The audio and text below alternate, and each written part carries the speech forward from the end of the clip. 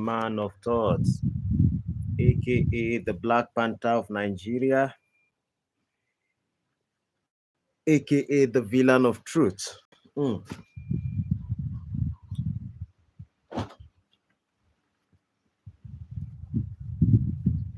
I await you, my audience. Please join me today. We go talk. I know some people will just start receiving notification that I am live. So tune in.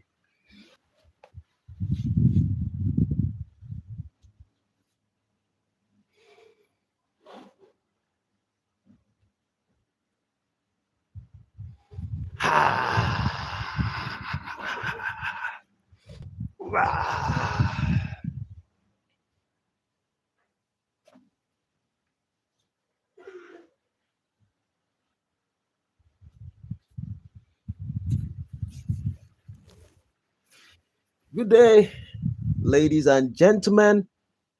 Welcome to the Man of Thoughts. A cabo. How are you all doing? Ṣé ẹ̀ ń ṣe dáadáa?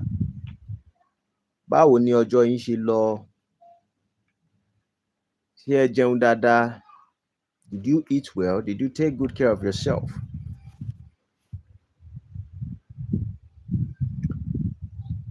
Today's subject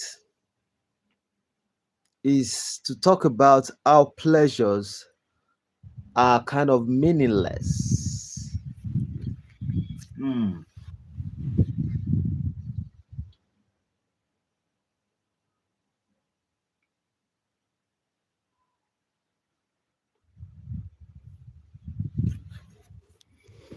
I'll be giving you time. Let me give my audience some time so they join me live. This bright light, I don't like it. Good evening, everyone. Please, if you haven't subscribed, make sure you do subscribe to the channel. We have 5 people joining me live.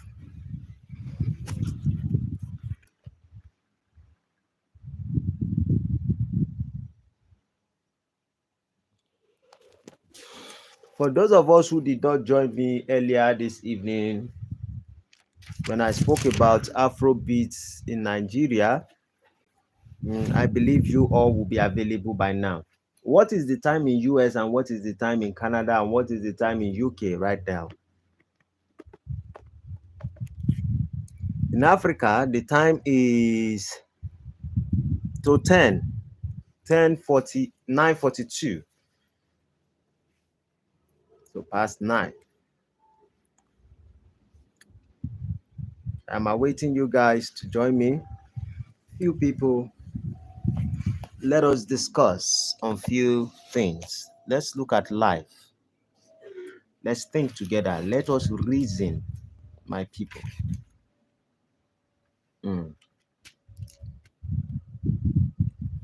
Let us reason together, brothers and sisters.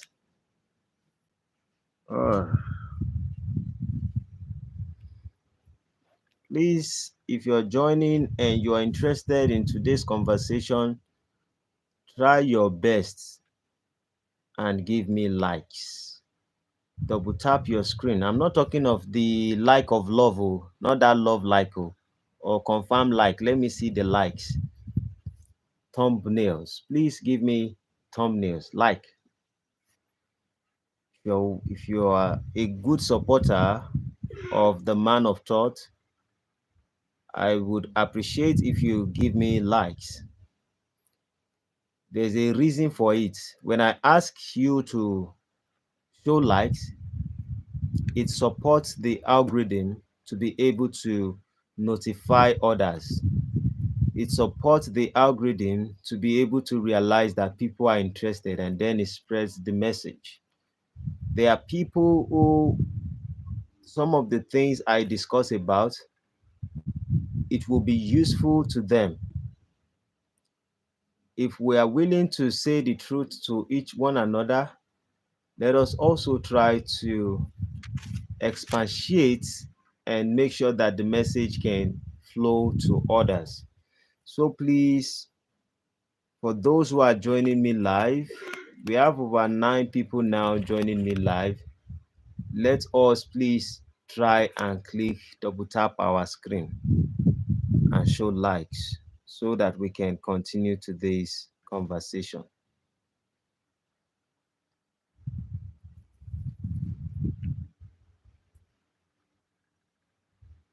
I know one thing about YouTube is sometimes it might show the figure going down, then it spike up again. Many people might be on live, but it might show few people. So we don't always correctly see what is there until when I'm done. That is when I know the amount of people that were joining me live. So please show me like. I would appreciate it. I only have one like. We have things to discuss today. Please, while I meditate a little bit on the subject, do not be greedy to show me likes. I've been speaking for a while. Only one person has shown me like. And trust me, the person who has shown me like, I know the person.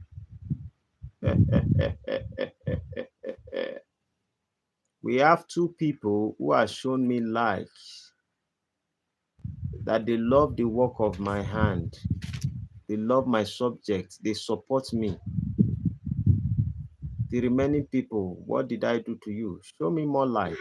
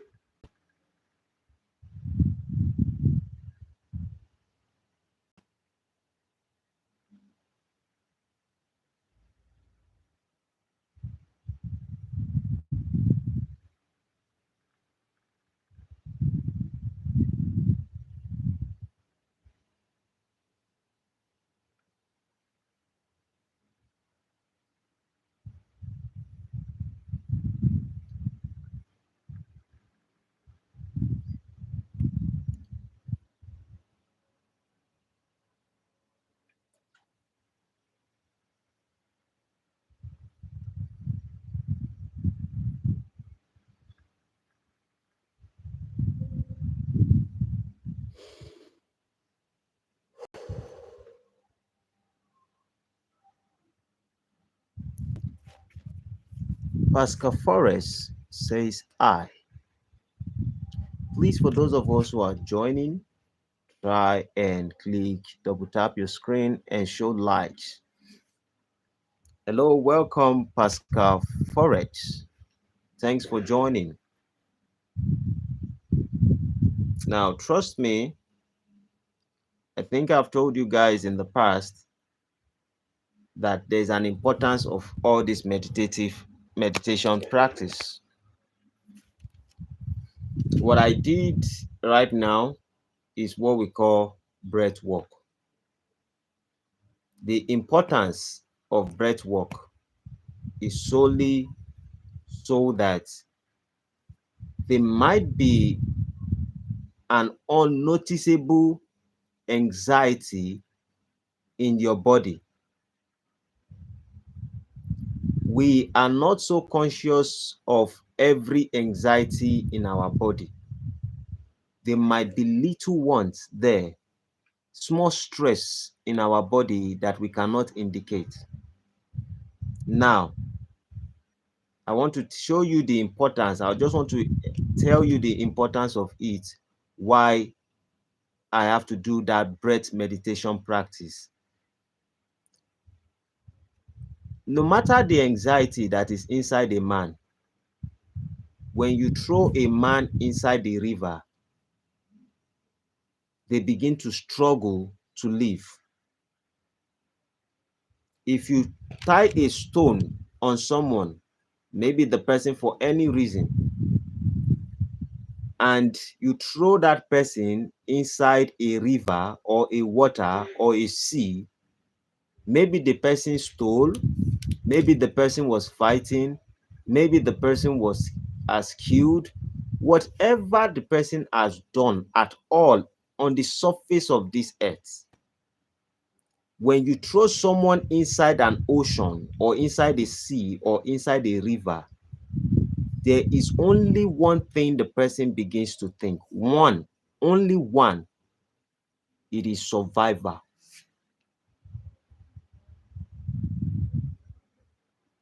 When the person is inside the water, this is the reason why you realize that everyone who finds themselves in an uncomfortable area, situations inside the water, they all do one same thing. They all struggle to survive. When someone make decision to to hang themselves, for example, sorry, I'm using all these tough examples, and they do hang themselves and they kick off the tree or the stick that was beneath their leg, you see that their body begins to struggle. Now, the breath technique, when I breathe this breathing, it is that when you breathe in and you breathe out, you get a lot of oxygen in your head, in your body, and then you hold that breath. Then the oxygen begins to spread in your brain, spread tingles all over your body, and then your body begins to fight for oxygen. When your body begins to fight for oxygen, there's only one thought in your mind: life, life, life. That is what is important. So every anxiety in your body that you never noticed before would no more matter. You might see them in your head, you might notice them in your head, but at the end of the day, all of them don't matter anymore. Breath is more important. So breath technique is like an appreciation for life. When you have a breath technique and you breathe in, you breathe out, you breathe in, you breathe out, you breathe in, you breathe out, you can go for 20 times and then you seize your breath. When you seize your breath, what you're doing after you seize your breath, I can seize my breath sometimes for 3 minutes straight, 4 minutes straight without breathing at all. And then everything that is in your body, your thoughts, your experience, the day, how bad your day is, how terrible things have happened to you, all of them will not matter anymore because your body is fighting for only survival and life, breath. And then it clears everything in your body. And then when you breathe, it is like you appreciate life. It is like you being reborn again.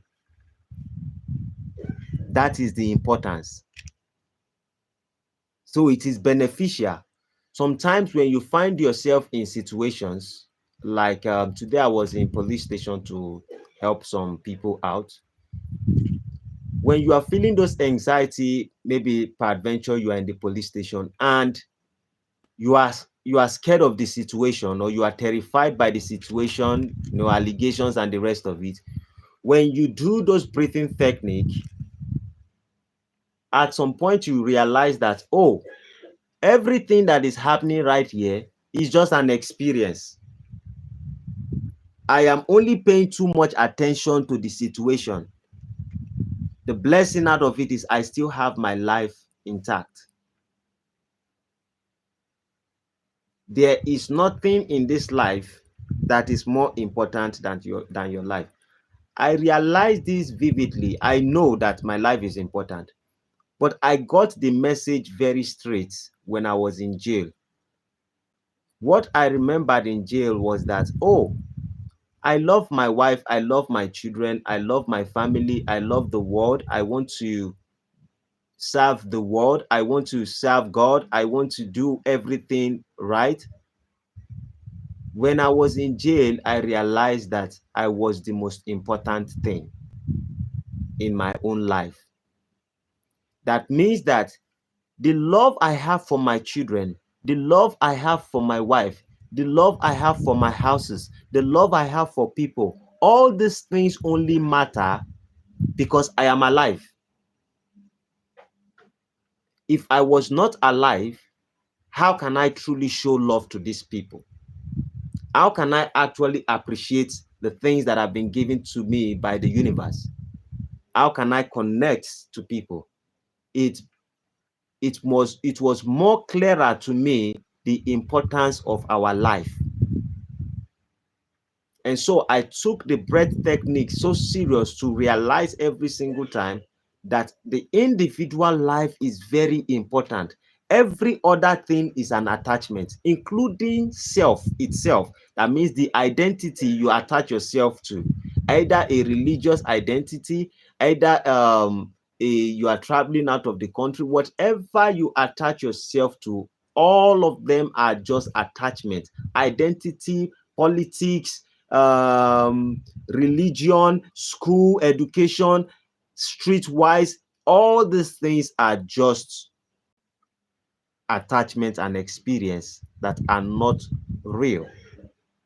Yes, they may appear to be real, but if your life is at stake, none of them matter except your life.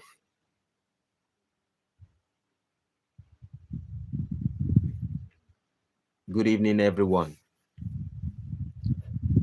Let us look at life on a scale where I want to talk about something from the Bible in Ecclesiastes today. That's the subject I would love to treat. While we proceed, I would like to know, hope you guys are doing fine. Would you like me to just dive into the conversation? Would you like me to talk about few of the things some of you have gone through today, or what you are feeling and you would want me to touch on it? Let someone please tell me if we should just proceed on today's conversation,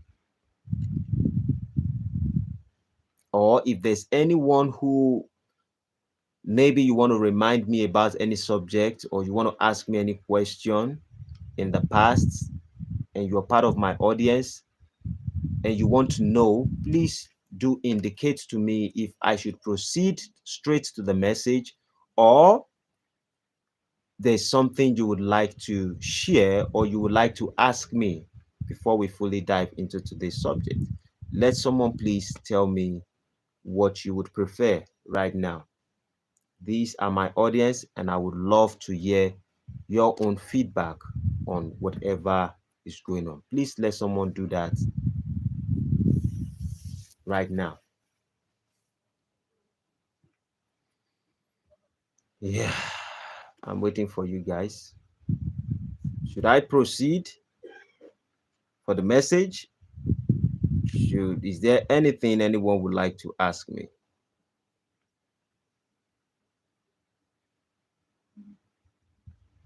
I am waiting for a response.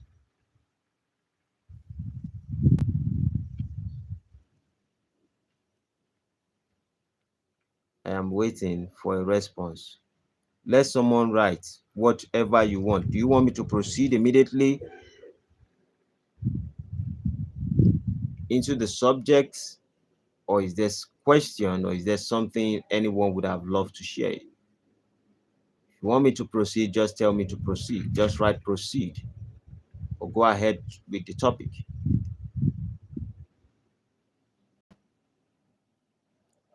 I am waiting, patiently waiting. There are a lot of people who go to live, and when they go to live, you will see them just sleeping and doing all kinds of things that doesn't even help those who are watching them. I want to make sure that I am doing things that is more engaging. If it is not engaging with you, if it doesn't mean anything to you, if it is just you looking at your screen, and I'm doing things that does not align with you, then, or is not profitable to you, then it's like I am wasting your time. I am not for entertainment purpose. That is the reason why I always ask you guys few questions, so we can always, understand ourselves, and we can push towards the direction that is nice.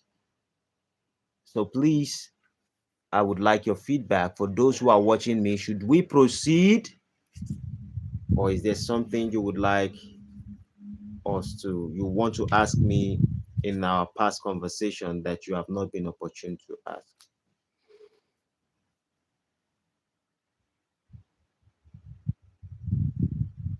Thou shalt not waste my time. Someone should write proceed, or tell me the situations that you most likely, or questions that you want to ask me. If you're looking at me, I will be looking at you. Iwájú ọpọ́n, ẹ̀yìn ọpọ́n, olùmúlọ̀tún, ọ̀rọ̀gbọ̀rọ̀ lósì, àrí ìta ìta ọ̀run. Through Jesus Christ our Lord. Amen. Amen. Amen. By the grace of Almighty God. I'm waiting for you guys.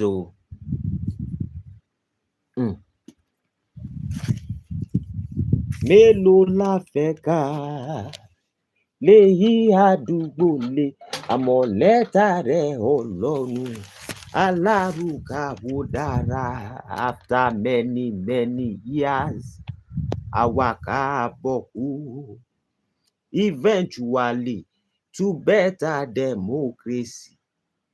For instance, to progress, na fighting we dey fight. If democracy go work, we must get patient small. To destroy very easily, but to build the nǹkan, wàhálà ni o. Àfi ká ní sùúrù, sùúrù tó lọ́jọ́, sùúrù lèrè o, ẹ má jẹ́ àfàyọ̀fọ̀ o. I'm waiting for you guys. Should I proceed? Or is there something you want to tell me, or is there a question? I appreciate 7 people liking the video, but now it will be important for you people to engage.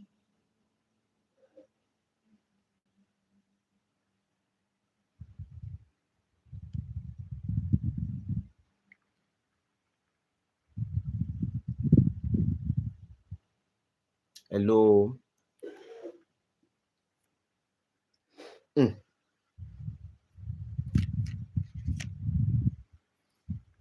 They say some people, when they write message, it always take time before it deliver. I don't think that's the situation. I think some people don't just want to write. And if you're not writing, me too, I'm here. I'm here for you.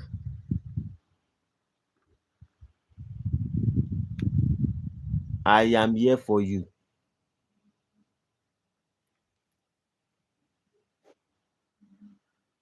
Should I proceed on today's conversation? Just write continue or proceed, or if you have a question.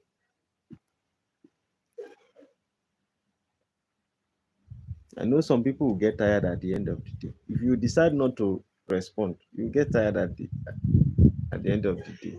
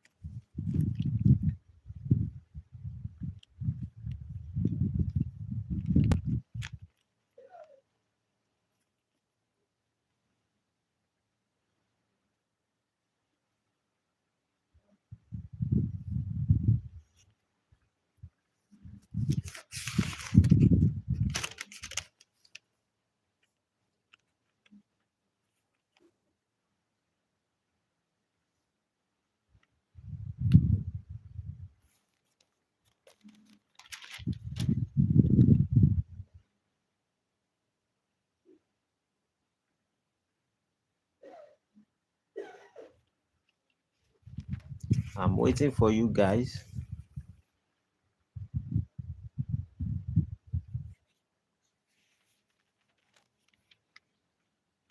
Should I proceed? Yeah, I always tell you people, I say, I don't know. Maybe I've done one thing that I did not know. Maybe it's EFCC people that always join me on live. If it was if what's her name? Is it he or her? If it's I've forgotten the name of the person. If the person was live, the person would have told me like, oh, continue or stuff like that. It seems sometimes certain people will just come on live and you don't want to say anything. Kilamashisi.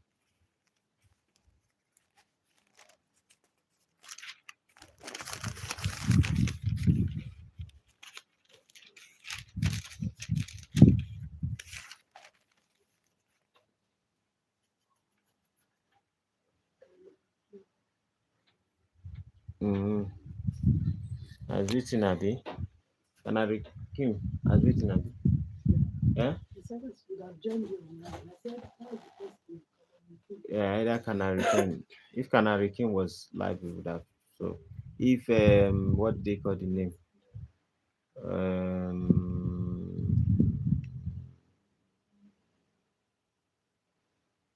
Even some of these our African people, either Abia the best. I don't know why their name just ran away from my. The enlightened one. If enlightened one was here, he would have talked. Abi, is it AI that is watching me? Artificial intelligence can be watching you and you think you have audience. So it's true. Ah, yeah,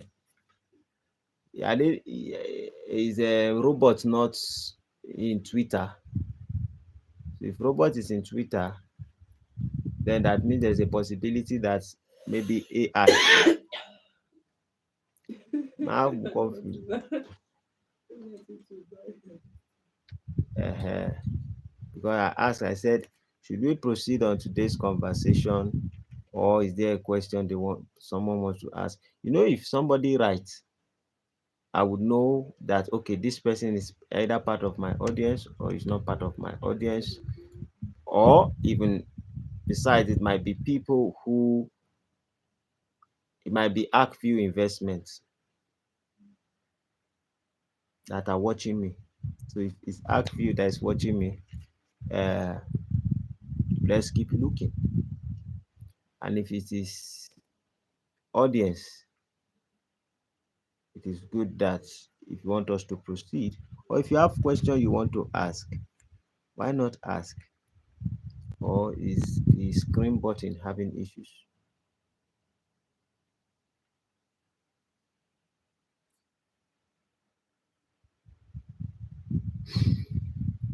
Hmm. My darling, my darling, my darling, my darling. If I did not, anyone did not respond, that means I will push the subject till tomorrow when I know that audience are available that will be engaging. Mostly Friday morning, very early in the morning. Tomorrow I'm not even going anywhere. Where am I supposed to go tomorrow? Hmm. So tomorrow morning I'll be free. And then once I'm live by Friday morning, most I will have many audience, so people would want to engage. So I can even dive deeper on the subjects that I would have loved to share.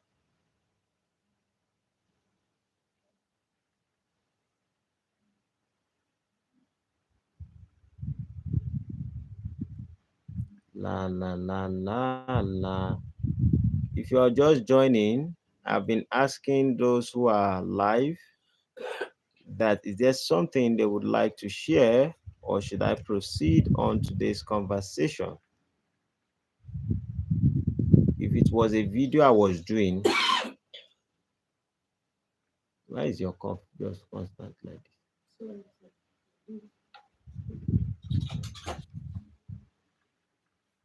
Is Temitope asleep? What of the Akolade? He's going to lesson tomorrow. If you off the TV, you should go and sleep.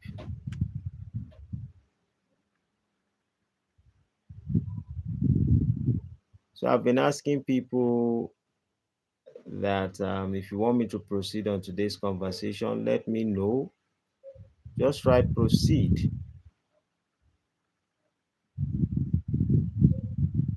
Or if not,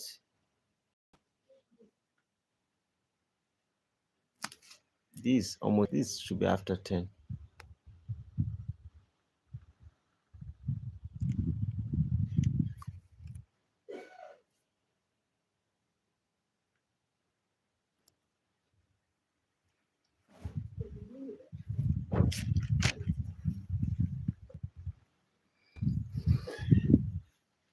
Mama, can come and join me. Oh, don't just cough too much. If my YouTube people did not answer me, I have an audience that will not forsake me. The audience that won't forsake me is my wife.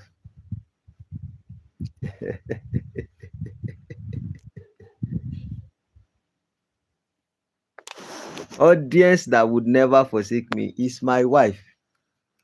If you did not respond, my wife will respond. Yeah, I know you're having cold now. No, lie down on the bed. Have you not lying down on the bed before? Mm. So you see, the subject I want to talk about today is a biblical subject. Mm-hmm. But people did not respond in life. So I want to know if it's arc view. If it's not arc view, you're afraid of arc view. Baby, talk about it.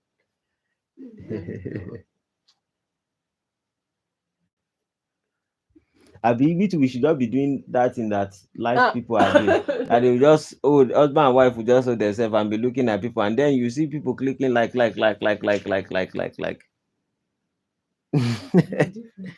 uh My channel is different. Oh. Okay, I will preach to you. I have to preach to them.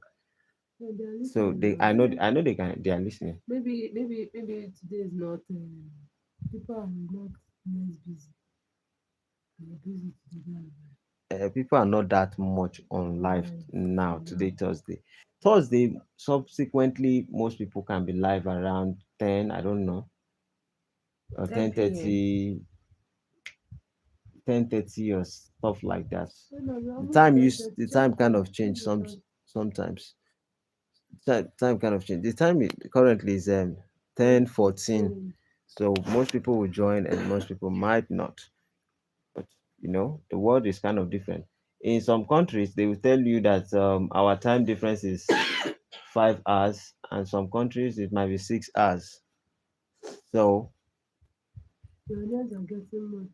So yeah, will you talk to them today? I don't have anything to say today. Preach now. Preach. Let me stop. No, Want I'm to not break feeling too well. want to break my teeth.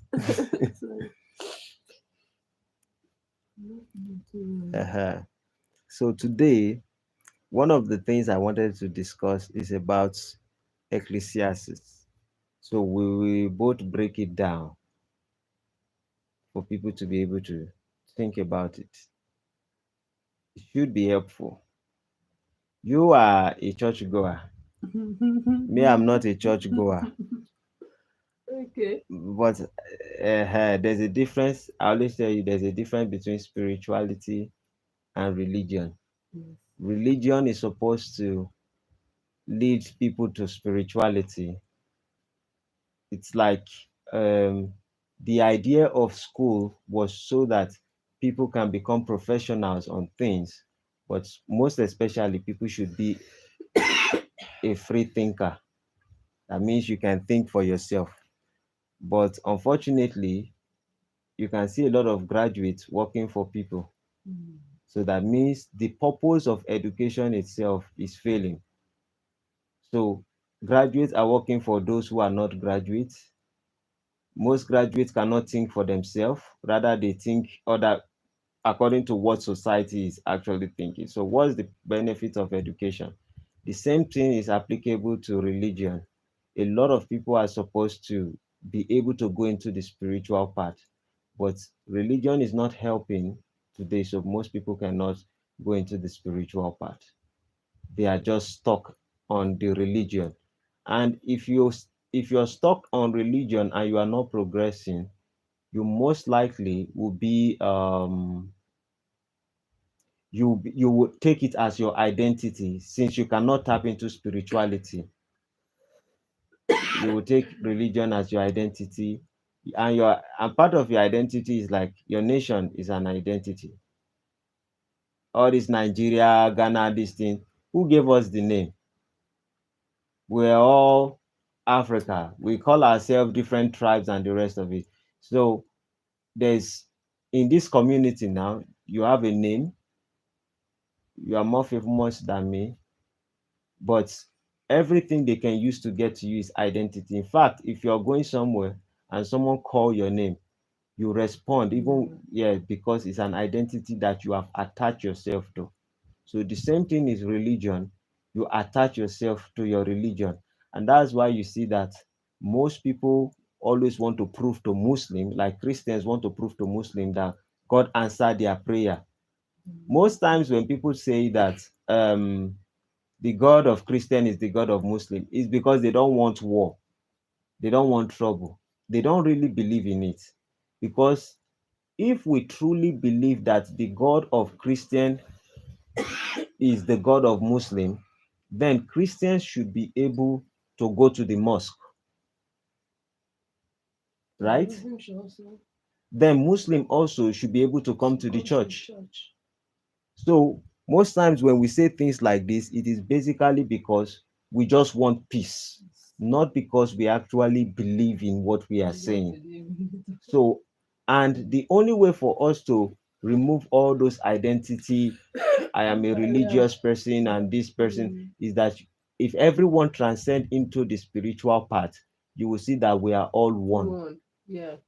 On that part.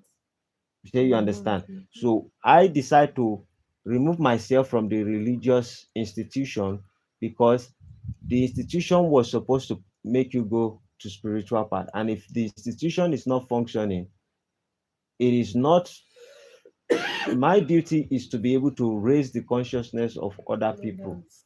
rather than focusing on the religion, because there are too many forces in religion, and part of the forces are most of the religious leader. They use in the name of righteousness, like they are righteous and the rest of it, they use it to hold power. And because they hold power, you cannot penetrate the students even when you have the truth with you. You can't penetrate them because the student wants to believe the master. It's like you brainwashed system. Yes. Like you And they brainwashed know them. that if they tell you the truth about spirituality You not and come you are to bow free, to them. you would not bow to them Yeah. again. So most churches, when they tell you that come outside, the pastor say he has a vision, he wants to lay his hand on you. Most of them have the ability to teach you the truth and you'll be free. And once you are free, just say, I used to give you fish. And then every morning you come to me and you say, oh, I need fish. I give you Please give fish me and fish. Yeah. and I teach you how to catch fish. You would most likely not come to Come me back again. again. Yeah. So in life, all of us, most of us are trying to bond each other. Did they call it bondage? Yes, bondage. To bound each other to ourselves because we want to feel important. You need to be boss Most of pastors want to feel important because they know they are truly not important. So they use the belief of other people to make themselves feel important. And in reality, the amount of people who agree to you that you are important makes it firm that you are really important in the society. That is the reason why you will see some lawyers supporting their pastor without collecting any money from the pastor. Law enforcement will be protecting pastor and not collecting money from law enforcement. Why? Because they see that other people are believing what the pastor is saying. But the problem is politicians also see these things, and politicians say, okay, since they believe in this kind of person, this is their own idol. Most of the religious leader is their idols. Some people think idol is when you make an image. It is not when you make. Yes, it is what you are looking up to, what you believe so much that is beyond your own consciousness. If you attach believing in pastors too much, you are worshiping an idol. Yeah. Anything you love more than God. Anything you love more than consciousness, Okay. not God, because God himself is an identity. That's why you see that those people who always talk about God, you always see that there's a way they act when it comes to the idea of God. You cannot defend God. Definitely. You cannot fight for God. At all. So if somebody say God exists and another person say God did not exist, why would you, if you are truly a spiritual and conscious person, why would you be upset? That you say there is no God. You are upset because you cannot even prove it. You know you cannot prove it. You know you cannot access God. You don't have the answer. So you resort to emotion. You use emotion. Yes. And that is where trouble begin to spring forth from. Are you getting it? Yes. Yeah. So I'm your audience for today. You are my audience for My today. audience are coming up. My audience are coming up. We have 9 likes. They like me more than the people that are even online. I see many people are awake. Yeah, you can go and meet her. Thank you. When you are done, you can come back. I should be done very soon. So, I would read a passage of the Bible, and then I would be able to talk to you guys. Let's reason about the subject a little bit. Now, this has to do with Ecclesiastes chapter 2. One of the best way to be able to become a student of the Bible, when I use the word a student, simply means that when you're trying to understand something, Bible, you can call it Bible, and believers or religious people call it Bible, but at the end of the day, it is a book. You might get angry, you might get emotional, but it is a book. This book is very important because it has a lot of principle that can help you elevate your life. Would you say it is holy? Would you say it is righteous? Would you say it is important? Would you say everything about the Bible is good? Because when people look at Bible, the concept they have is that it is a righteous book. But if we read it, if you truly read the Bible itself, you would see that there are so many unrighteous stories or so many unrighteous things that are in the Bible itself. So with that being said, let us take our time and just read everything, gather the knowledge that we can get from it, and then apply it. If we apply it into our life, we would see the manifestation of we applying knowledge to ourselves. So today, I will be talking about Ecclesiastes. And Ecclesiastes, I'll be reading verse 1 to where I can read it up to. Chapter 1 says, I said in my heart, go to now, I will prove thee with mirths. Therefore enjoy pleasure, and behold, this is also vanity. I said of laughter, it is mad, and of mirth, what doeth it? I sought in my heart to give myself unto wine, yet acquainting my heart with wisdom, and to lay hold on folly, till I might see what was good, that good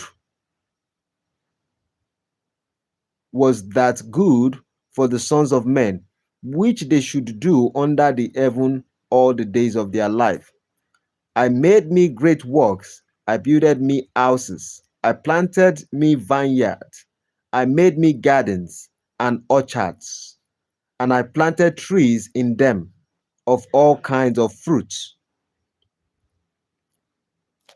I made me pools of water to water therewith the wood that bringeth forth trees. I got me servants and maidens. I got me servants and maidens, and had servants born in my house. Servants born in my house. Also, I had great possession of great and small cattle above all that were in Jerusalem before me. Before we will proceed, let us comprehend this particular aspect. We would shape it into many dimensions. Now, when what is this passage talking about? We will start what Ecclesiastes is all about. It says that I said in my heart, go to now, I will prove thee with mirth. Therefore, enjoy pleasure, and behold, this is also vanity. What does that particular passage mean? That particular passage is trying to tell us how insignificant we are. All our experiences are all what we call memories. Some people take their experience as very, very important. Most people look at the experience of their life like it is very crucial to them. Either you believe in a religion, either you decide not to believe in a religion, either you believe in an institution, either you decide not to believe in an institution. All of it, you take everything so serious. And when you take things so serious, you only hold on to unnecessary things, and you are only creating a memory lane where you can build either pain or sorrow for the future of your life. But at the end of the day, they all don't mean anything. The food you ate 1 week ago and the food you ate 2 weeks ago, how many of it mean something to you at this point? Probably 2 weeks ago, when you went to a party, or you went to a naming ceremony or a birthday or an occasion, you enjoyed yourself and you say, wow, this is life. I am enjoying my life. This life is so great. But look at, fast forward 2 weeks after, ask yourself, those enjoyment I felt during that time, within 2 weeks, why are they no more existing? So it is proven to us that our daily life is just important to us, for us to do what is necessary, and to understand that everything we do on earth, we all are going to die. We all are going to die. We all are going to die one day. You can hold on to your belief. You can hold on to a love.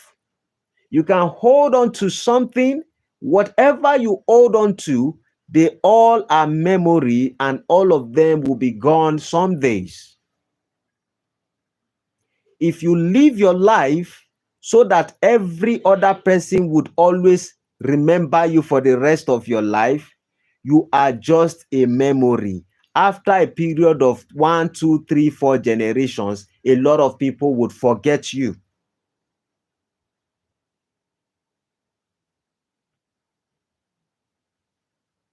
And like I said yesterday when I was making a video, that my own intention is in my life is that I want to make sure that I live my life that when I die, nobody would remember me. Now, I know that that can be impossible because I am important in the life of some people. But what I mean when I say I don't want to be remembered when I die is simply because if I have done everything that I ought to do to make the other people flourish in life and they can take good care of themselves and every situation they find themselves, I would just be one of the people who watered them to grow rather than people having this kind of senses to say that, oh, if that man was alive, these people are cheating me, they wouldn't have cheated me. If Mr. Kola was alive, this whole experience that I'm having, I wouldn't have it. It is because I have not equipped the people that matters to me. But if you equip everyone who matters to you in your life, when you go, their life will be at bliss that they don't necessarily need you to be there. Your memory will just be once in a while to say, oh, there was a great man who helped us to be what we are today, rather than just holding on to the fact that, oh, how I wish my father is alive.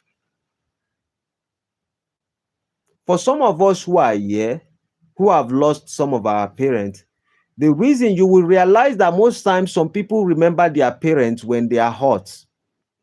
Why some people, if you are very successful, you most likely don't remember much about your parents.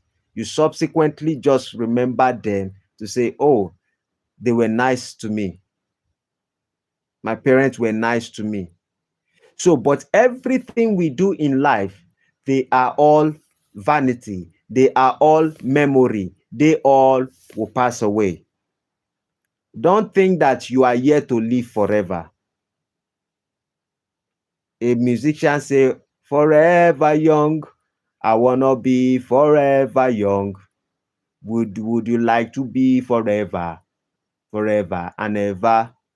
You can make decision to be forever young, but you cannot make decision to live forever. Either you get young or you get old, you shall surely die. Simple.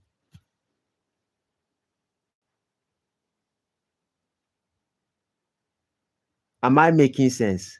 Am I shouting? Second passage says, I said of laughter, it is mad. Ecclesiastes chapter 2 verse 2. I said of laughter, it is mad, and of mirth, what doeth it?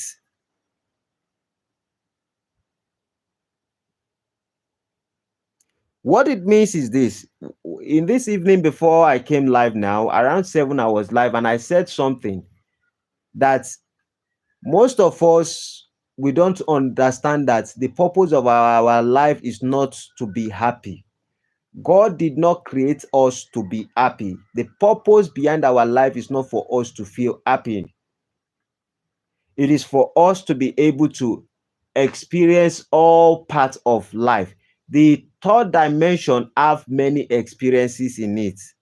The experience of tears, the experience of joy, the experience of happiness, the experience of heartbreak, the experience of losing someone.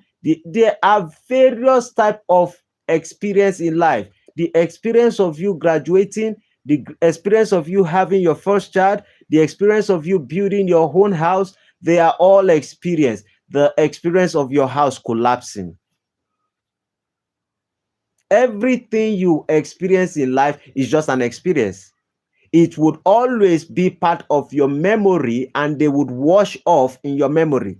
If you are grown up enough, you would have realized that some people that you hold on to so much in the past that you love, like you said, this person means a lot in my heart. I can't do without you. How many of them have you left behind and you say, oh, that person I thought I cannot live without. Now look at me. I can live and I'm doing well without them. Verse 2 is emphasizing that most of our laughter, our joy, most of it is psychologically close to madness. He said it again. He said, I said of laughter, it is mad. Yorubas, in Yoruba culture in Africa, when they want to make incantation to make somebody go mad, they will say ayoka yonita shiwere. That means joy, excessive joy, is what belongs to a madman. That is why you see that there are a lot of people who exist on the surface of this earth that are mad in nature. They are always joyful. You don't teach a madman how to be happy. A madman has a stable emotion of happiness. If he cry a little, he will laugh for a very long time. But the difference is this: in madness, most of them have only joy in it. And because they have joy in it, that is only one emotion they are experiencing. They cannot experience any other emotion. You can see that there are certain individuals who used to take a particular drug that they call ecstasy. And because you take a drug called ecstasy, you feel bliss for a very long time, but it takes something out of you. The idea is not to feel one emotion. Those who live in a blissful life for a very long time without facing reality, when you see them, you don't want to be them. When you see a madman who does not care about anything in the world, who is always happy, without clothes, without house, without anything, do you wish to be like a madman? You don't. Why? A madman experiences only one emotion. And when we as human beings can only experience one emotion, we would neglect every responsibility in life, every duties and every other thing that makes sense in life. Because our nature is not to experience one emotion, it is to experience all emotion. And tears is part of it, sadness is part of it, joy is part of it. Every kind of thing is added to it. Just because someone break my heart and I cry today doesn't mean I wouldn't laugh tomorrow. But if you focus your life on only how you would do things that will make you happy forever, you are only focusing on happiness. Some people will say, I just want to be happy, I just want to be happy. You are psychologically disarming yourself and you will become... Laughter is madness. And it is because in this generation, Gen Z, people prioritize happiness. See how crazy a lot of people have become on social media. How crazy are people on social media today? Most of you would agree with me that there is so much madness in our time than any other generation in the past. Because everybody just wants to be happy. That is the brother of madness. So he says that, I said of laughter it is mad, and of mirth what doeth it? That means if the idea is about celebration, constant celebration, what is the purpose of life then? If the experience of life is about constant joy, what does it really fetch for us? How does it better us? Just to celebrate and rejoice. Verse 3 said, I sought in my heart to give myself unto wine, yet acquainting my heart with wisdom, and to lay hold on folly, till I might see what was that good for the sons of men, which they should do under the heaven all the days of their life. I sought in my heart to give myself unto wine. That means it was still emphasizing on the idea of celebration. That if the idea is that you want to drink wine, you want to celebrate yourself, to be so happy, it is foolishness. Yet acquainting my heart with wisdom. That means I might also be trying to associate myself with knowledge, with wisdom, but I think that wisdom is all about celebration. If you think that wisdom, when you become wise, it's all about, oh, making yourself feel good every single time, you are missing the mark.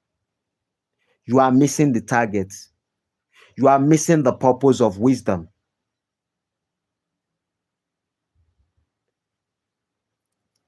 And then it says, and to lay hold on folly, till I might see what was good for the sons of men, which they should do under the heaven all the days of their life.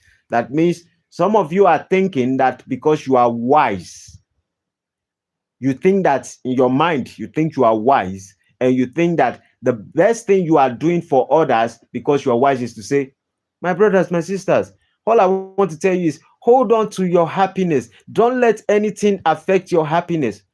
When I talk to you guys, I do not, I am not telling you to be happy. What do you learn in your life out of happiness? Let's take let's take a step back and let us look at our life. What have we learned during the time of happiness that is useful in the life of the next generation, that makes all of us live in harmony? What have we learned in all the celebration we have celebrated, or in all the happiness time? We haven't learned so much. We haven't even learned anything in happiness. But most times in our life, the experiences of our life has been that when something terrible, sad happens to us, we can learn from it. And we can use that to propel ourselves for the next phase of our life, and also to use it to instill knowledge into the next generation. So the idea is not to focus on just being happy every single time. And I'm not saying also that you should be sad all the rest of your life. That's not what I'm saying. I'm saying that understand the seasons of your life, that when you are going through challenges, yes, you will be out of that challenges. When you find yourself in prison, know that it is just an experience. When you find yourself in love, know that it is just an experience. Just know that anything you are experiencing in life is just part of the experience. It is just an experience. Take it as an experience and ask yourself, in this memory I'm having, what are the lessons inside of it? What can I take for myself, and what can I give to others? Verse 4 says, I made me great works, I builded me houses, I planted me vineyards. In all the doings you are doing, then it says, I made me gardens and orchards, and I planted trees in them of all kind of fruits. I made me pools of water to water therewith the wood that bringeth forth trees. I got me servants and maidens, and had servants born in my house. Also I had great possession of great and small cattle, above all that were in Jerusalem before me. I will just move. What he talked about initially was about the things he has done in his life for people. And then he actually came back a little bit and he talked about servants. And this is where I want to open people's eyes on this particular aspect, which I know most of us are already aware. When you look at the religious thing that goes on, people always emphasize on one word, that they say religion bring into was the one that brought civilization to the world. Religion did not bring civilization to the world. The world will be civilized regardless of religion or no religion. Now, people wouldn't admit that religion was part of what inspired slavery.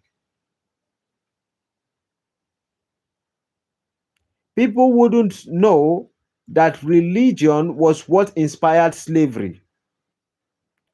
But we always want to look at all the positive. Look at what he said. He said, I got me servants and maidens, and had servants born in my house. Also, I had great possessions of great and small cattle, above all that were in Jerusalem before me. Let us assume that in today's world, we do not have technology. If there's no technology, even for the fact that there is law,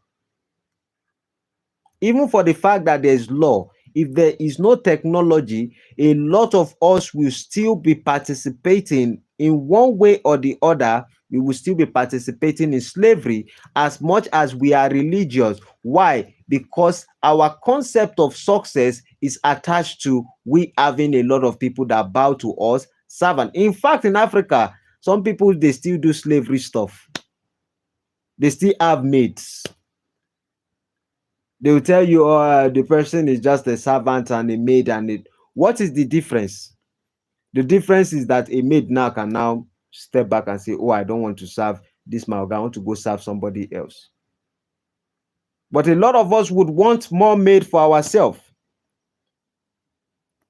But in this aspect, what he's saying is that he was a successful person. But I want us to also understand that in the religious perspective, many years ago, success was attached to slavery. That means if you have abundant slave, you are a successful person. If you don't have abundant slave, you are not successful. So let us look at the good information we can get from the Bible and apply it. But let us not be ignorant of the negative things too. Let us understand that regardless of the fact that the Bible have many good lessons that we can learn from it, there are some that are not palatable in the mouth. Let us also understand the errors in it. The problem is that religious people don't want to admit to the errors, because if they admit to the errors will make them look imperfect. It will make the religion look imperfect. And if the religion look imperfect, then the question is, why are you into the religion? I think that the religion is just an institution to take you towards a different path. But some of them, when they find themselves in religion, they are stuck in the religion. And when they are stuck in the religion, they cannot get out of religion into spirituality. They hold on to religion.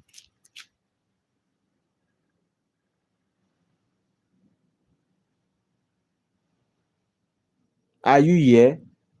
Am I shouting? All right.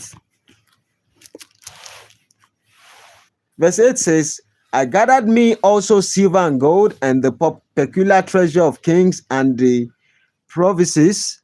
I got me men singers and women singers. In fact, musicians said that they get them during that time. And the delight of the sons of men as musical instruments, and that's of all sorts.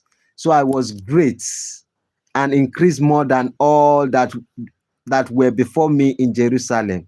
This was Jerusalem that they were doing all this magical. They were doing all this magic.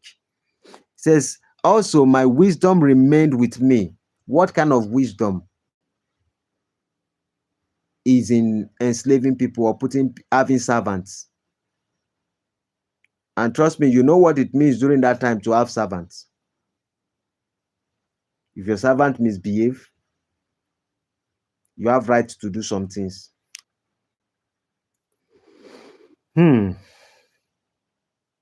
So when people hold Bible and they say, oh, it is a righteous book, I'm like, hey, calm down.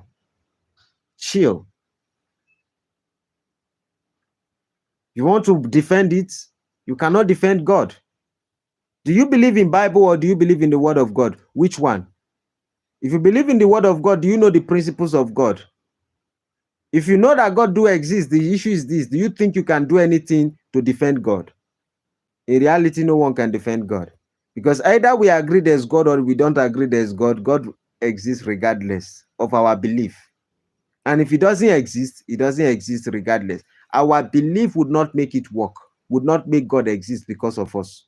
Our belief would not make God not to exist. So whatever people choose to believe, that is their cup of tea.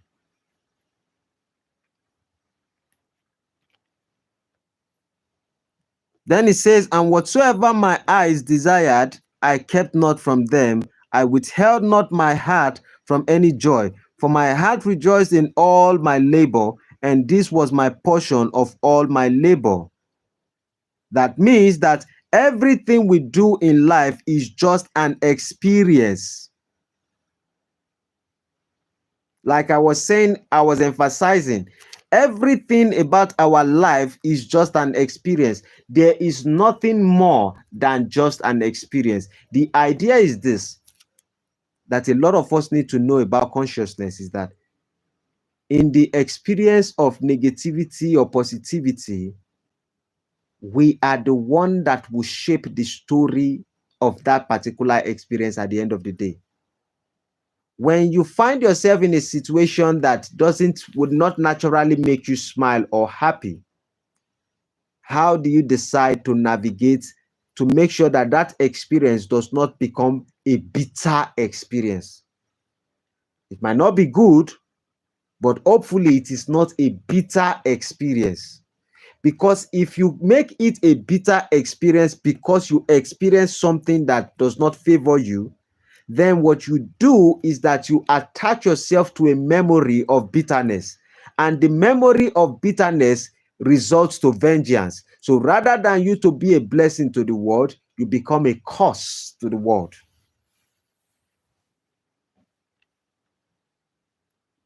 Are you there?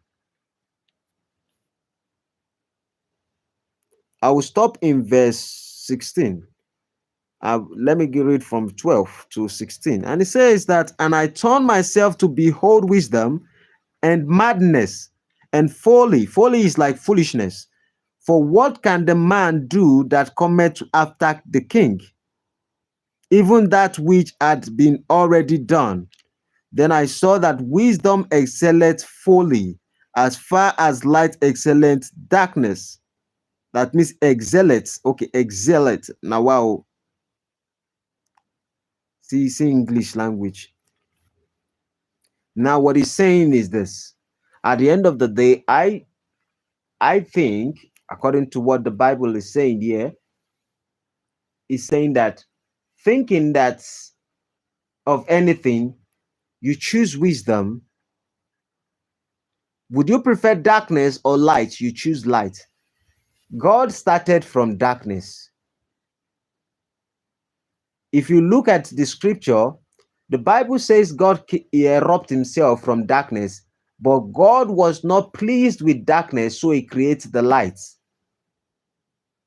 You must not be pleased of something. That is only when you can create something. Today, a lot of us will prefer a light area than a dark area. Why? Because light is better than darkness. Same thing is applicable to what he's saying here about foolishness and wisdom. Some people whine away in foolishness every single day of their life. They even reflect on their life and they are like, what is positive in the choices I am making as a person? And those choices are negative, and the consequence of their choices are always bad. But because most foolish people enjoy foolishness, they enjoy and they gravitate towards foolishness. For them to choose the path of wisdom is difficult. Wisdom is like light. Foolishness is a dark path because it leads your spirit, your soul, into a dark environment. So it's saying, choose wisdom. I am saying, my brothers and sisters, choose wisdom. And you ask me a question, the question that should be baffling you is to be, how do I become a wise person? To become a wise person, you have to ask questions. Questions have to raise itself from within you. The day you stop asking questions, it is because you have believed that you know. And once you believe that you know, you cannot excel. If you are not asking questions, it simply means you are comfortable. When you are comfortable, you will comfort cheer at some point. Because if you are not growing, you will decay. You are dying. Every time you build a house and the house, you leave that house with the paint, the same thing that you put, the seasons and times of life would make that thing wash away. If you have certain amount of knowledge and you are not seeking for more knowledge, at some point that knowledge will fade away. The people who first of all discover water or how to catch fish and all of that, those people during those times, they were like gods. They were like scientists and the rest of it. Now everybody can catch fish. Who is even thinking about fish knowledge again?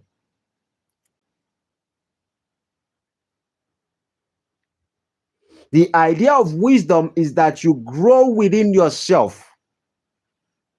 You grow with the times of life. And in fact, wisdom simply means you go ahead before the time you exist. If people are living in 2020, you are living in 2010.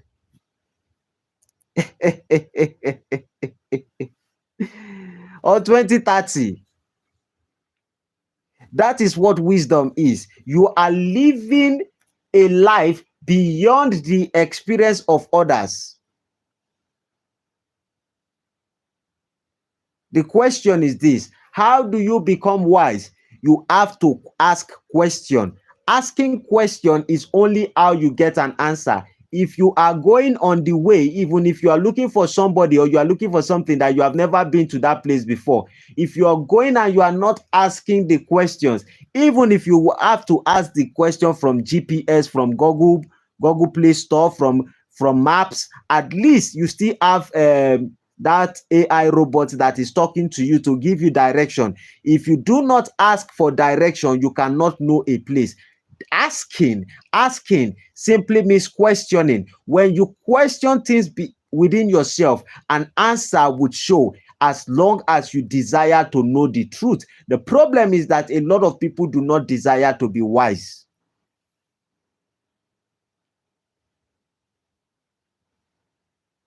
When you don't desire to be wise, you can't be wise. Wisdom would not rush to you when you are not looking for it. And some people will say, why can't God create the earth that wisdom should be able to rush to us and we're supposed to become wise? We don't necessarily have to do the labor to become wise. Now, let me now ask you a question. If you are thirsty, do you go and meet water or do water come and meet you?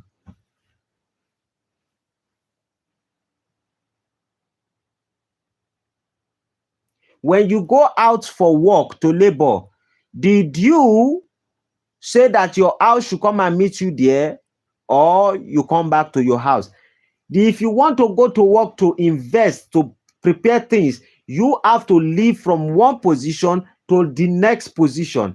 The idea of life is so that you can experience journey of your life. You would do the one. You are in control of certain things in your life, and the things that you want in your life, you can go get them.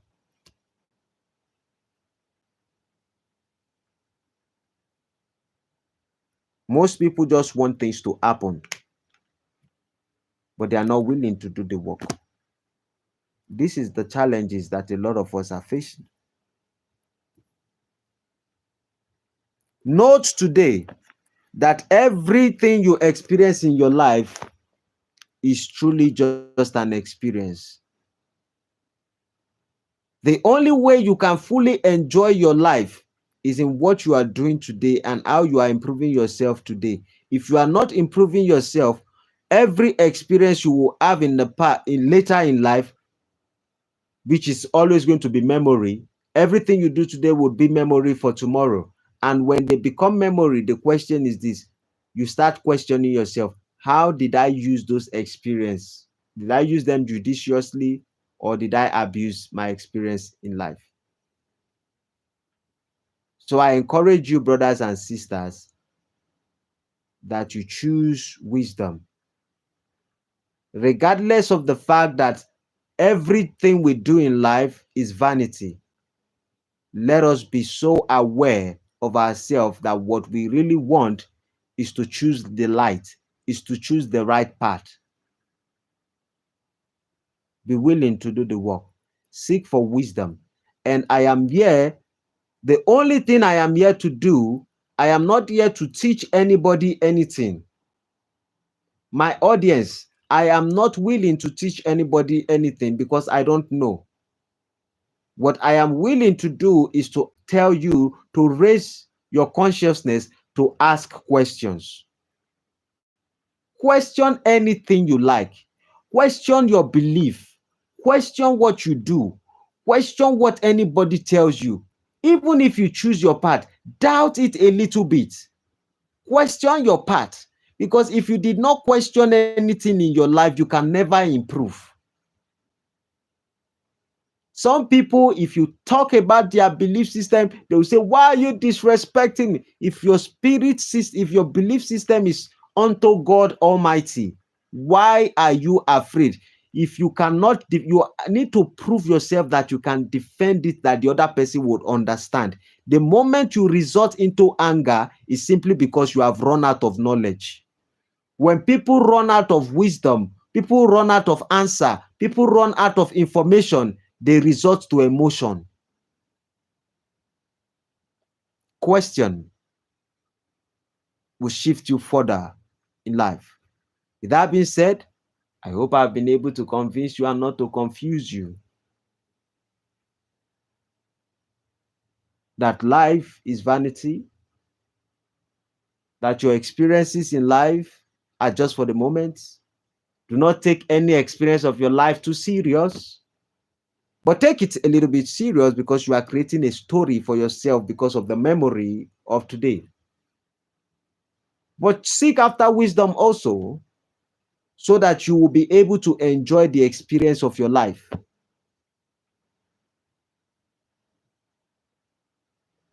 But don't take it too serious, because when you take things too serious, you create more bitter experience for yourself when you face certain challenges. But see them as, this is just all blessing. This is all just a gift. This is just, everything will fade away. Thank you everyone for joining me. For those who refuse to say anything, I hope you have been able to gain one or two. Right? You have been able to gain one or two things. I think that some people experience something great, because at least for me to have 11 likes, it simply means that some of you enjoyed part of what I say. I appreciate those of you who are showing me love. Maybe some people don't want to talk, because if they talk, they don't want me to know they are live watching. Some people want to learn in some ways. I'm not a teacher. I'm just the man of thought. And the man of thought, all I do is just to raise questions about everything. You could remember this evening when I came on live and I was talking about Fela, and somebody said Fela, Afrobeat is dead. And I said, there are good things about Afrobeat. The only thing is for us to wrestle with our thoughts. If you wrestle your thoughts every single time, you look at it from this angle, you look at it from the other angle. When you see every angle and you can think deep, you will see that everything is right and everything is wrong. Everything that people say is right can be wrong. Everything people say is wrong can be right. This is the dilemma of life. But you must be able to pick both of them. Turn the wrong to right and turn the right to wrong, so you will be in the balance.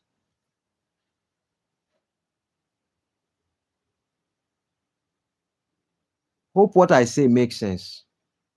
Eh?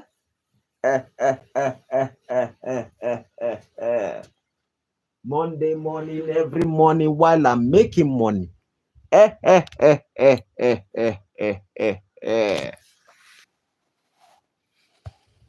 Hard.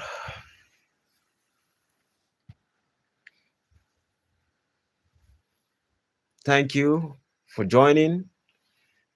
Those of you who did not say anything, mo dúpẹ́ lọ́wọ́ yín. Thank you for all your support. I appreciate you guys. Regardless, I don't know why some people don't like talking, but one day we will figure it out. But I am always grateful for the support. Please do not forget that this weekend, by God's grace, I and the Enlightened One will be on live by maybe 9 p.m. on Sunday. And on Saturday, we are going to be having a program. Someone is going to be joining us. And then I would also be addressing a few things by tomorrow. Please, if you haven't subscribed, make sure you do subscribe. Share the videos, some of my videos that you know make sense, the sensible ones, so people will think that I have sense.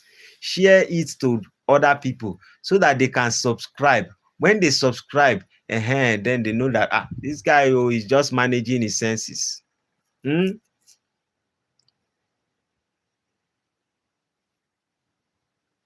you explain envy? Can you explain envy?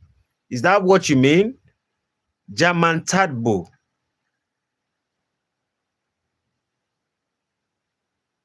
Do you mean that I should explain things about enviness? Trust me, if you are the only one on live, okay. Now there's a context to your question. The context to your question is that you most likely would have seen or experienced people that are envious. And you also might have experienced the feeling of enviness. All these feelings are just part of human experience. A person who says, I never feel jealous for anything, that person does not know that he's not in tune with himself. Jealousy, enviness, hatred, love, all these things are part of the emotions that are being created by the source of life to every single one of us, that we can experience them. The only thing is that certain people gravitate towards one particular emotion. And anything you hold on to as a human being, you will get stalked by it, and you can become a prison of that particular thing. What do I mean? If you become a too loving person, that you love everything that you see, every experience of your life, you will love when people hate you, love. At the end of the day, you will pay certain prices that are not good. If you hold on to hatred, you hate, one time will come, you would experience things that are not good. The idea of life is not to hold on to anything. Now, in enviness, certain individuals hold on to enviness. Rather than them to use that particular emotion to make a great decision in their life, they get stalked by being envious of one person. Look at the universe, how big the universe is. You now pick one person. After you pick that person, you say, this person, I never knew this person would be successful in one area or something like that. Then the person became successful. Then you were jealous and you are envious of the person's success. And every single time you attach your life, you now dedicate your life as a service to become constantly envious of a particular person. You have become a prisoner of your own self. Bob Marley says, emancipate yourself from mental slavery. None but ourselves can free our mind. That means when you hold on to only one person, now your world Out of the universe of successful people, your world is only one person that is inside your world. Your experience has only one person there. And when you become an envious person, that simply means you are thinking of few group of people or certain individual. So it is a disease that would not let you experience the blessings of the universe. You have been locked by yourself. You lock yourself with only one person in your world. You lock yourself with few group of people in your world. And trust me, the man who stands in the front of the door and says nobody is going to go out, he is going nowhere.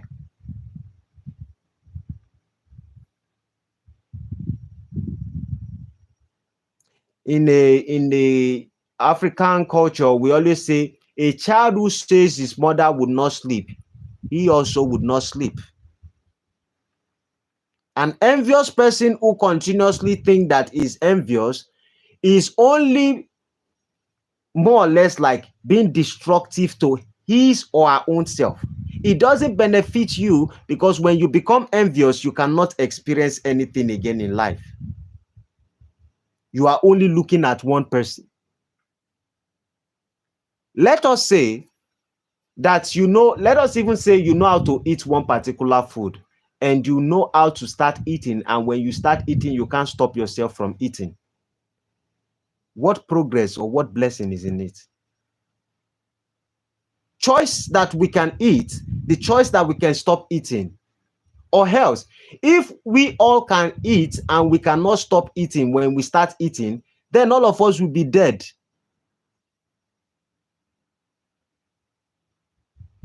So envious person has spiritually locked themselves in the world of another person. And trust me, that is in your own world, because the person you are envious of, the person might not even think about you. The person might be seeing other beautiful things in life, experiencing his own life in different multiple dimensions that the universe has actually given to them. And you just put one person inside there. That is worse than cancer. It is worse than cancer. I could remember when I felt betrayed by someone at some point. I was so angry. Then I just met my wife. I was very furious and angry. Then my wife said, "What am I going to do?" I said, "My friend that betrayed me, I would not fight him." I said, "But for this thing that he did, I will make sure I become successful. I will make sure I make a lot."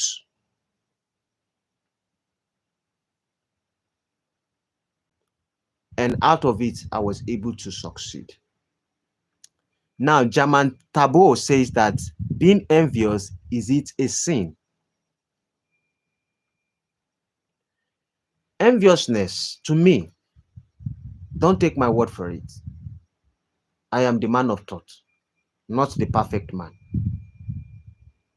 To me, all this idea of sin and this does not matter. Here's the reason. The Bible, we know, says that enviousness and mischievousness and hatred and all these things are sin unto the Lord. Why are they sin unto the Lord? The person who is envious is doing the harm to himself. Maybe in the harm he's doing to himself, he's enjoying it. If I am envious of you and I'm not willing to come and kill you or to come and do anything bad to you, but I'm just envious of you, that is just the bubble of my world that I create for myself, even if it is a prison. If anyone decide to take their life right now, to take a poison, who would hold you not to take the poison? You can take it anytime you like. But the law enforcement will arrest you if you are driving on the way and you want to go and have accidents, because you can cause accidents for other people. Something becomes sinful when you are doing something that is against the nature of another person. There's a reason why we make decision not to be naked outside, or husband and wife have sex. Is sex a sin? Sex is not a sin. But if you are married, would you want to have sex in the presence of your children? If you have sex in the presence of your children, it becomes a sin. You know why it becomes a sin? It becomes a sin simply because now you are putting your enjoying experience into the life of an innocent to experience the same thing. And the innocent is not yet ready to be able to handle such situation. In that, you corrupt the mind, and that child might get stuck in that habit. And when the child gets stuck in that habit, that child can no more grow in life. You have jeopardized the future of that child. This is the reason why you have to have sex in a closed environment, not in the public environment.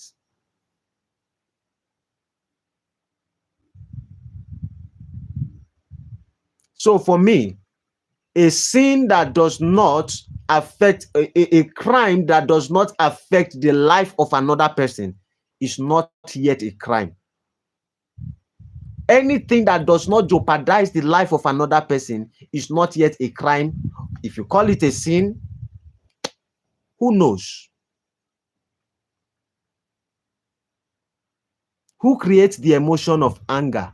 Who creates the emotion of peace? Who creates the emotion of love? Who creates the emotion of hatred? Who creates all these emotions that we feel as human beings? Someone created it. So if one person chooses one emotion, what can we say about it? God has given us all the power to make our choices. Someone chooses enviness, to become jealous, to become envious of other people. I don't think God should fault the person for choosing that emotion. Now you ask a question, you say, and what is the difference and the difference between envy and jealous? You see, the Bible says something about jealousy too also being a sin. It says enviness is also a sin. Here's what I see about jealousy. Jealousy, to me, I could be wrong, but jealousy is something that I am also envious of you, but I can show it that I'm envious of you, and I can let it go also. Enviness is like when you attach yourself to that person. You are not showing the person your emotion. You are just hiding it, and the person does not know that you are targeting them, or you are watching them, or you are not happy with them. A jealous person is easy for you to recognize. Why? Because the person is envious and is like, oh, see this one, the way you are doing. The person still express themselves because the person is not holding on so much to it. The person is just jealous that you did great thing. That means a jealous person is a little bit free. They attach themselves to a particular emotion of enviousness, but they still let things be. But an envious person, you would not notice that the person is watching you. You would not notice that your success. You will be giving an envious person money and they'll be telling you thank you, yet they are planning how to kill you. A jealous person, you will know that the person is jealous of you. If you marry one wife and then you want to marry the second one, you will know that, this my wife is jealous of this particular wife that I want to marry you. If your wife was short before and then you want to marry the tall one, you will see your wife, whenever you talk about that person, she'll do like this because she's jealous. She will react because she's jealous. The envious one will not tell you anything. Enviousness.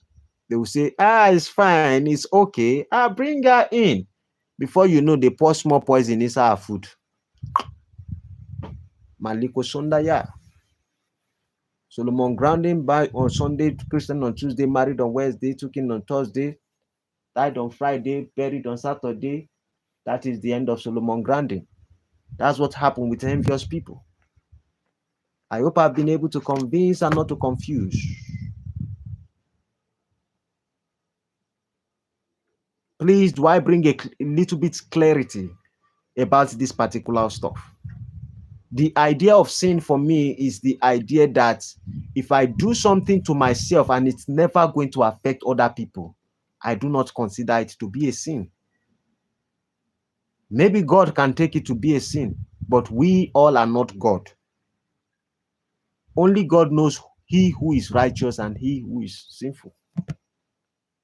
If I get angry and I decide to use my anger to motivate myself to make money, is that anger a sin? But if I get angry and I use because of my anger to punch somebody in the face, or to stab somebody, or to kill somebody, then it becomes a sin. You can channel every good and bad emotion to the right direction. And the right direction is what is good for you and for other people. But to feel an emotion is such of humans. We are humans. We would experience all of. Anybody who says sometimes you have not felt jealous, you have not felt envious, you are lying. Or you are not a complete human being. Out of those two, either you are lying or you are not a complete human being. I have felt jealous before. What's the best way to fight envy according to you? What is the best way to fight envy according to me? If one is envious, the best thing for the person to do is to understand that they are the one, they've put themselves in prison. You see, one thing is for an oppressor to oppress you. One thing is for you to hold on to the oppression of the other person. Most of us like to take the offense of other people in our hand.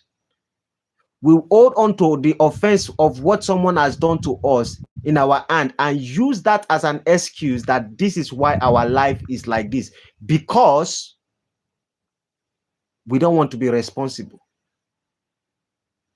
But when we are the one doing it to ourselves, we always say, that is who I am. That is how I operate. But you have to ask yourself, is your life going towards the right direction by the way you view life? If your life is not going towards the direction at which you want it to go, you have to question yourself. How are my views about life? What are my beliefs about life? How does my action interact with life itself? Because life is kind of giving you some of the answers to the questions and to your actions. Then you also have to say that if I am an envious person, it is simply because there is something in the other person I am envious of that I wish that I could be that particular thing. The question is this: I don't necessarily, because there's time and season for everyone, I may not experience exactly what the person is experiencing, but I can create my own experience that can be better for me. Nobody can deliver another person from the spirit of enviousness or from the idea of enviousness. The person who is envious have to look inward and to understand that he is holding himself captive. Because you can't preach to an envious person to stop being envious. Sometimes enviousness becomes even an habit. Even sometimes enviousness becomes an hobby.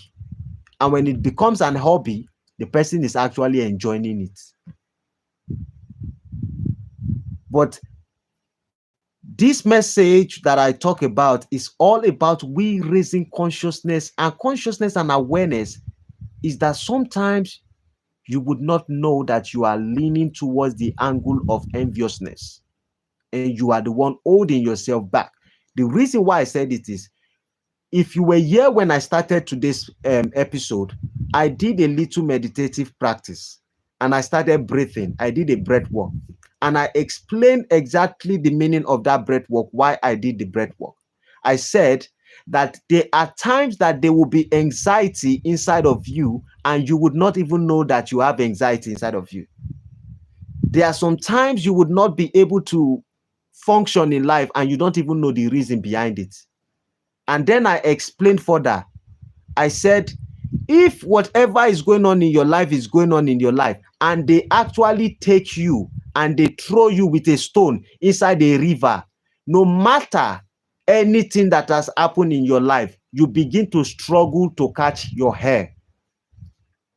Then you understand that life is important. It is more important.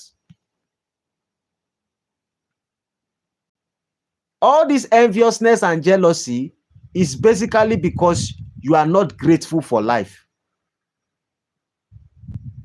You have to learn to put yourself in positions in life that the only thing that matters to you is only life experience.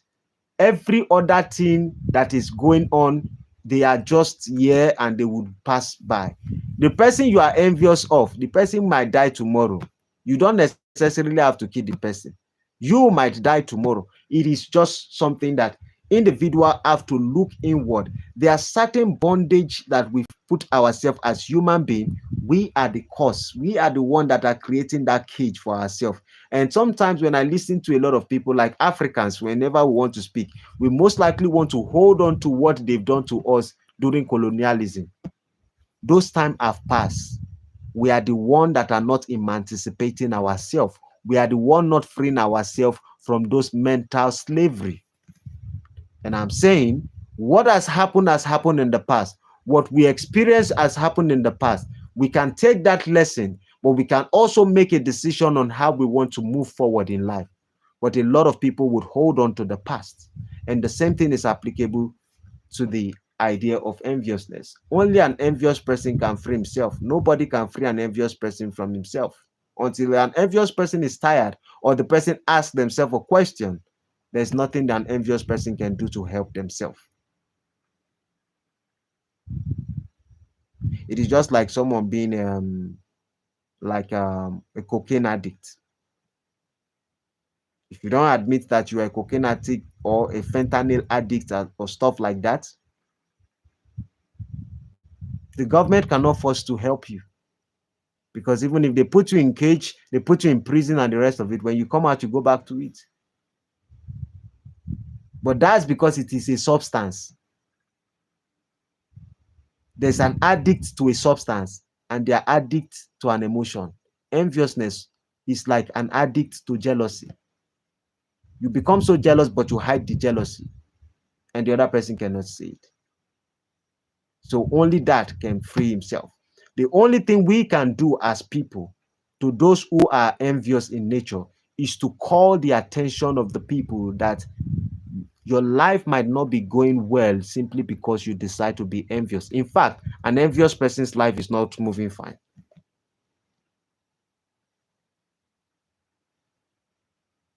So you have to call the attention of the person that, do you think if you did not take these other people too serious, this person that you are holding on to, do you think there's something that is inside of you that you can do to liberate yourself, to prove yourself that you are a better version of yourself?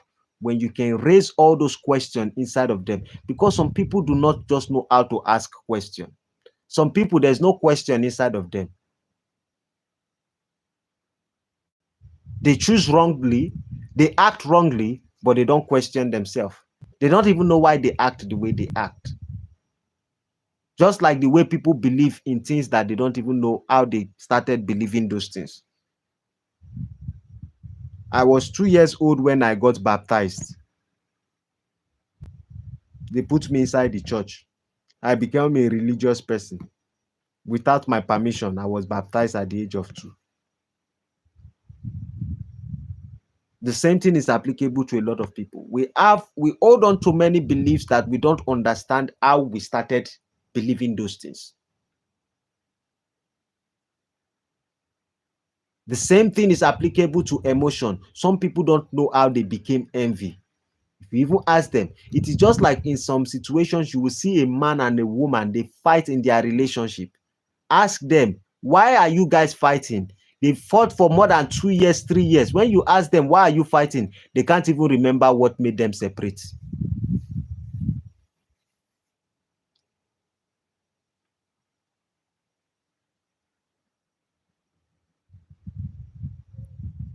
Thank you, Jaman Tabo, for the questions. I really appreciate it. I know I might not be able to give you the answers, but based off my view, that is what I've given the answers to. I appreciate every one of you who have joined me live today. And my intention is to make sure that I raise the questions that matters.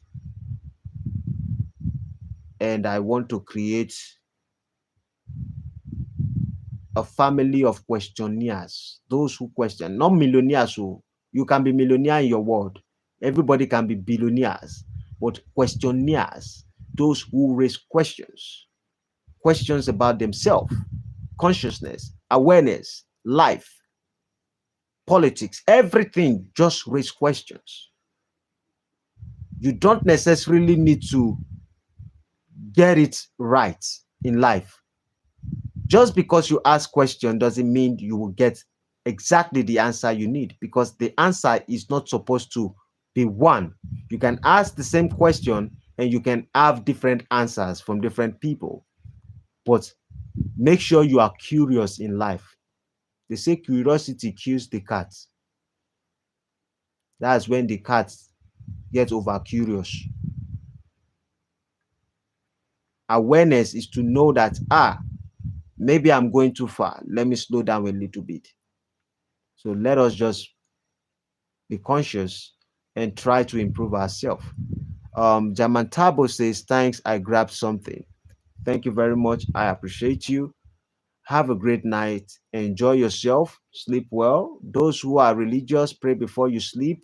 For we that we are not religious, we sleep and we pray. Have a blessed day. See you in my next video tomorrow. Tomorrow is Friday, so I'll be on live around 6. I should be on live around 6. I'll be live in the morning and I'll be live around 6. Have a great night. See you tomorrow. Adios, amigos. Bye bye.